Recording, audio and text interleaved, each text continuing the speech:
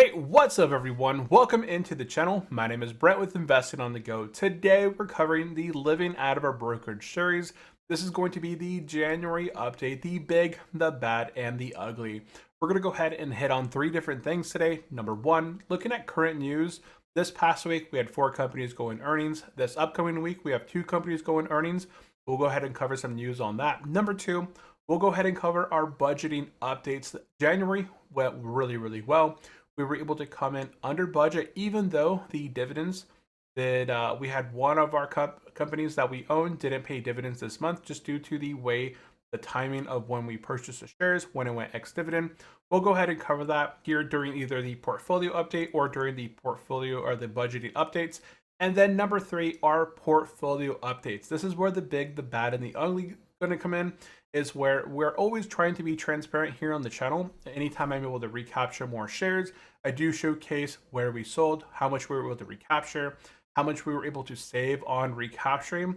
In this case, the bad and the ugly is we ended up losing some equity this month and selling and trying to recapture and buying back more expensive. So we'll go ahead and showcase this here towards the end during our portfolio update. So definitely stay tuned for that. If you guys are brand new here to the channel, I would really appreciate if you go down below, smash that subscribe, smash that thumbs up. It would really help out the channel, get others to see this as well, potentially help them out. And if you would, please drop me a comment. What are you guys invested in at this time?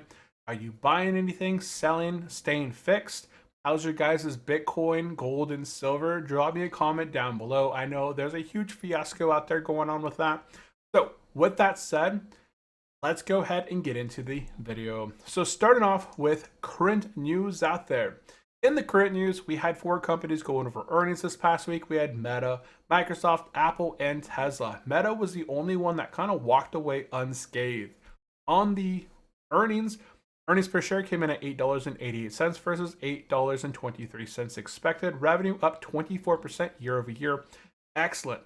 Now, the main thing going into earnings was how much were these companies spending on AI, and were they able to find any sort of improvement from that? Meta was able to find that. So Meta surged 10% after hours on Wednesday as investors loved that AI improved ad targeting click-through rates by 3.5%. The company gave a rosy Q1 guidance, making that 135 billion AI spend feeling like it was money well spent. On the other side, Microsoft slumped 10% after hours on Thursday, Wednesday after hours, and then continued into Thursday, falling down even further. We can see on the month, Microsoft is down 11.73%. And this is just due to the market reaction. Even though the cloud Azure revenue had hit 50 billion for the first time ever, growth did slow to 38%. So investors are losing patience with the massive capital expenditure without seeing the acceleration in Azure growth. And I don't see Azure growth being an accelerator, as many companies out there who are already large are already using Azure. Many, the tiny little companies aren't really going to move the needle a whole lot. So I don't see this whole thing playing out with Microsoft and Azure doing too well. This could be an opportunity when it does turn around. As we can see on the 1 year here, you've essentially reset yourself to April 2025. We can see after that tariff fiasco here in February through April, when it finally kind of popped out, it was at $430, $440 before riding up above 500. It has now downtrended all the way to $430.29. So I'm going to be looking for an opportunity here with Microsoft on the turnaround, as my current biggest position is Meta, and I'm looking to diversify now that the position has skyrocketed from where I purchased it at. And it's a retirement account, which means I can always sell it, capture the gains without having to pay taxes on it till later. So Apple here, Apple did okay, right? Earnings per share came in at 284 versus 267 expected. Revenue was up 60% year to date. They even set all-time records for their iPhones and their services revenue, and it provided a steady, reliable performance that helped stabilize the NASDAQ after the Microsoft drop on Thursday into Friday. So here we saw that stabilization. Apple continued to move higher. Earnings came out, kind of slumped a bit, but Thursday, Friday, kind of picked it back up and ended back where it had, was up pre-earnings. recapturing that kind of movement to the upside. Microsoft, we already kind of chatted about that. And then Tesla. Tesla came in here. They are choosing to double their AI spending to $20 billion. And investors are not really confident in kind of hitting the brakes on Tesla. And you can see here, Tesla did drop. It's on that kind of way down trajectory. So we'll see what Tesla ends up at. In terms of opportunity, I feel like if Microsoft can kind of turn it around, going into 2026, opportunity could be knocking on its door. It has great earnings per share. It has great revenue. It's just that AI spend. If they maybe pull back the curtain there and be like, hey, you know what? Maybe we're going to slow down our spending there. We're not seeing this, these billions of dollars being spent. Worth it. We might see Microsoft begin to kind of turn around and investors and the price move higher. And yeah, going into this week, we have Amazon and Google. We have Apple, Google going on the 3rd. So that is Tuesday. So look forward to Google on Tuesday. And Amazon is on the 5th, which is Thursday. So this week coming up, we're going to get Amazon and Google. And that's going to be 6 out of the so big companies releasing earnings already going into the season of earnings. So this will be kind of the deciding point. Is the market going to move higher? If Microsoft can begin turning around, Tesla, Apple begin to kind of turn it around, industrials and such, picking it back up, we could see the market begin to move higher, but that is all to be determined. Right now, I think the market is still, 51% chance to move higher versus move lower at the moment. But we'll see. Let me know down in the comment section below. What do you guys think? Do you think the market will kind of follow gold and silver and Bitcoin and move down? Or do you think it'll kind of stabilize itself? We shall see. Okay, so that is the market news. Let's go ahead and cover our budget update. So number 2, budget updates.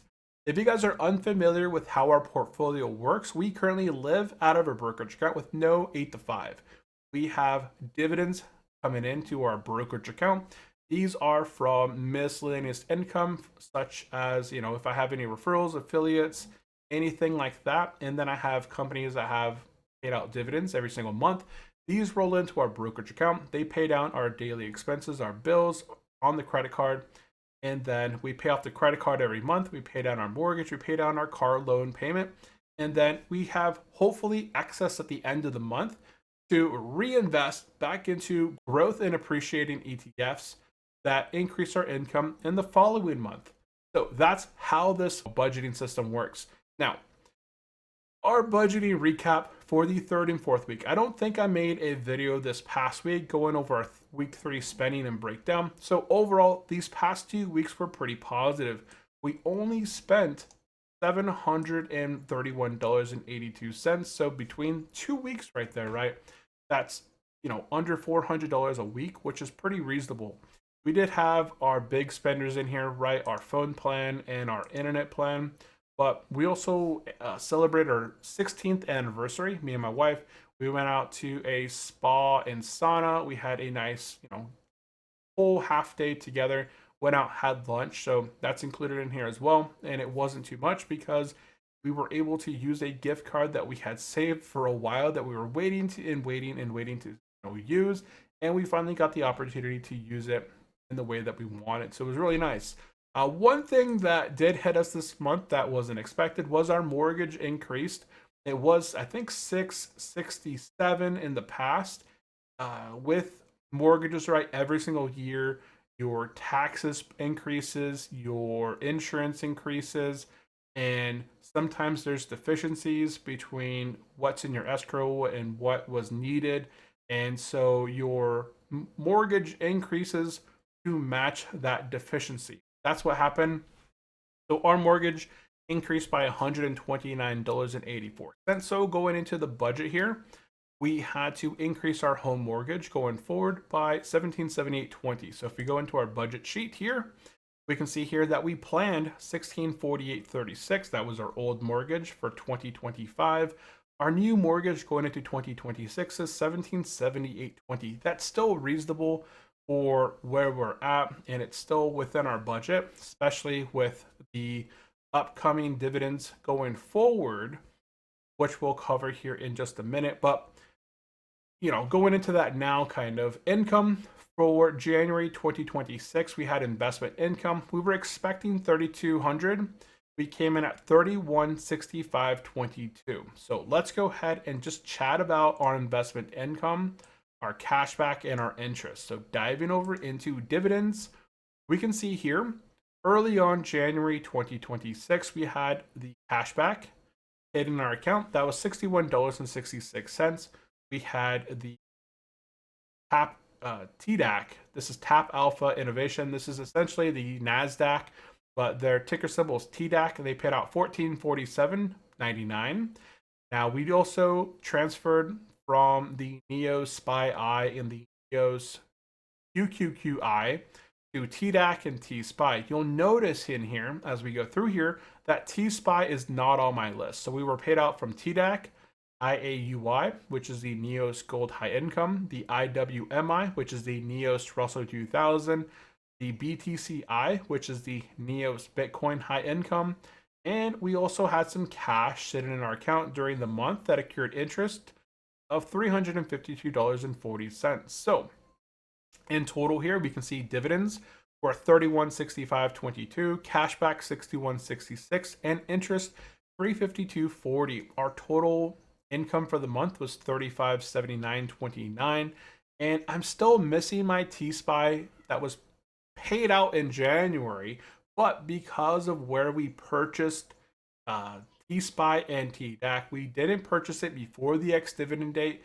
and that cash never hit our account. In February, we will be in T-SPY, and we should get paid out dividends. We'll get a fuller amount of dividends paid out during the month of February, and we'll go ahead and see that at the very end of February 2026. So definitely subscribe. Stay tuned for the next month's update, where we will have a much larger amount of dividends rolled in.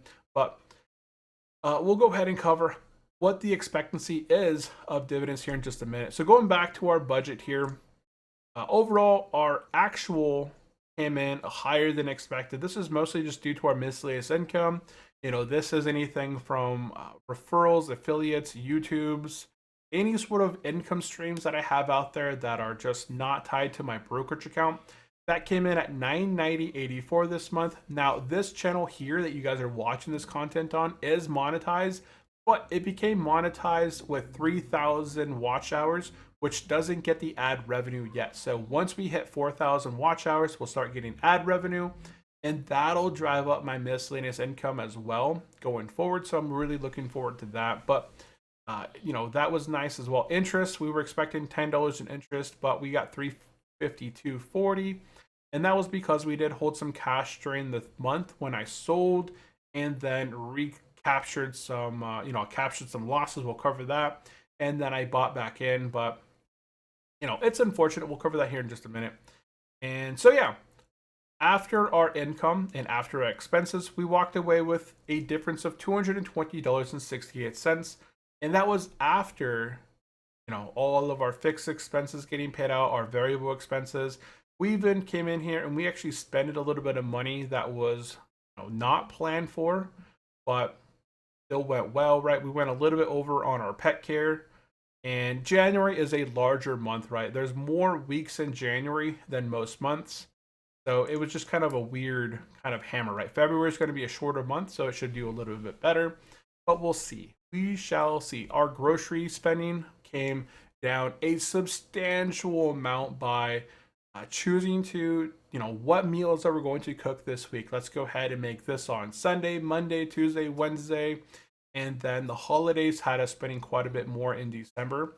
So that all got dropped down quite a bit, and we were able to plan what we're buying. That way we're not buying things that we're not actually going to be making with our food. That just got to sit in the pantry and, expire or something, or in the back of the fridge and expire. So we were actually able to come in pretty good in our grocery spending for the month, which really helped out keep some cash left over. Now, going into number 3, our portfolio update. So this is the main thing here that we'll cover: the big, the bad, and the ugly. So let's take a look at our journal here. And so we were able to capture some good buying opportunity over on T-SPY during the dip.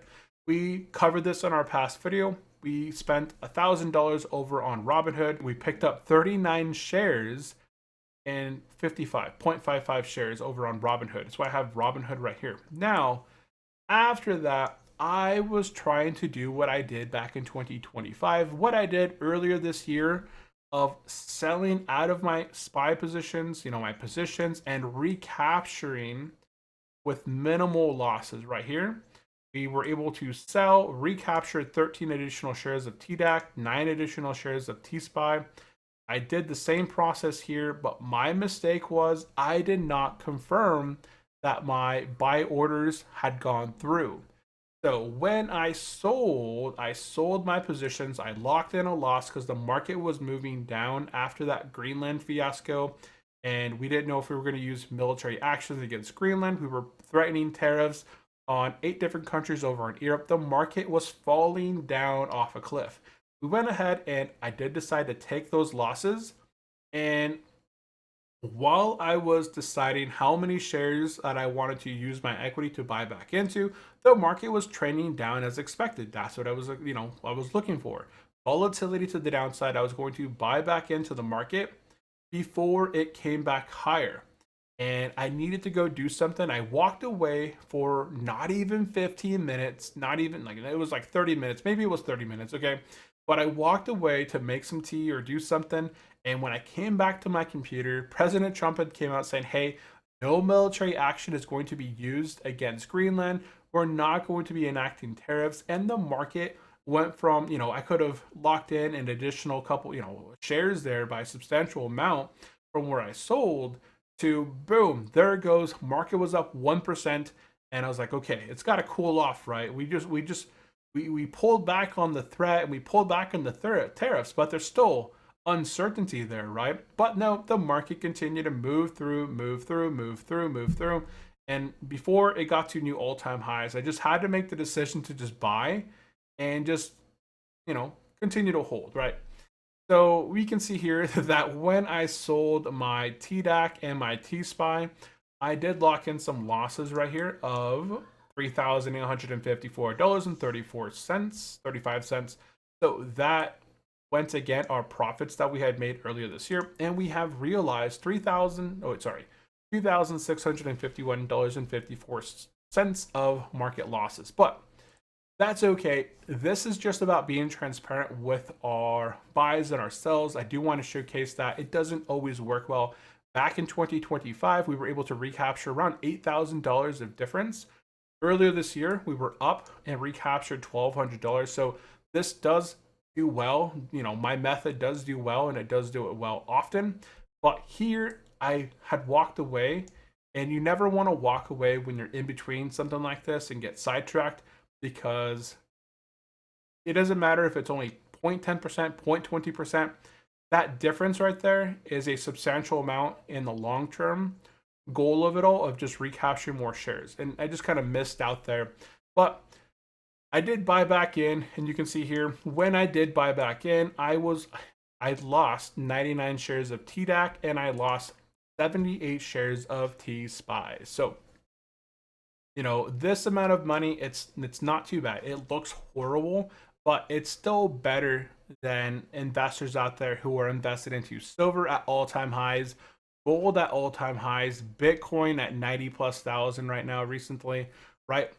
Volatility happens, and it can happen quickly, and there's always some little issues here and there. So I'm not too, at a loss of that. On our dividend portfolio, we did update our new numbers. So normally we've been increasing our shares.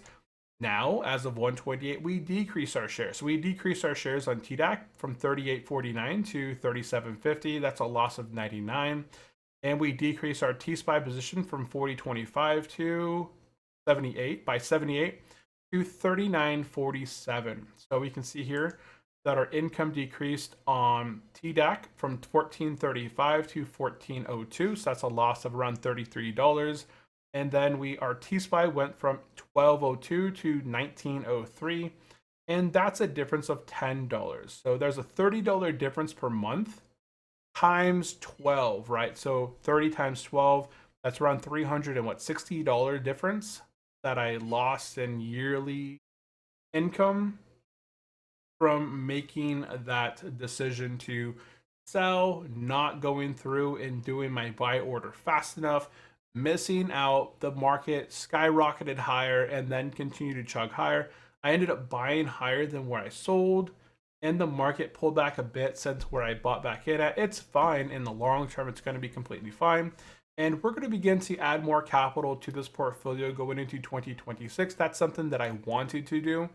So my savings account, my real estate business is doing well, and that has excess savings, capital that I've saved over a specific amount, and any excess amount over there, I'm going to begin funneling over into this account.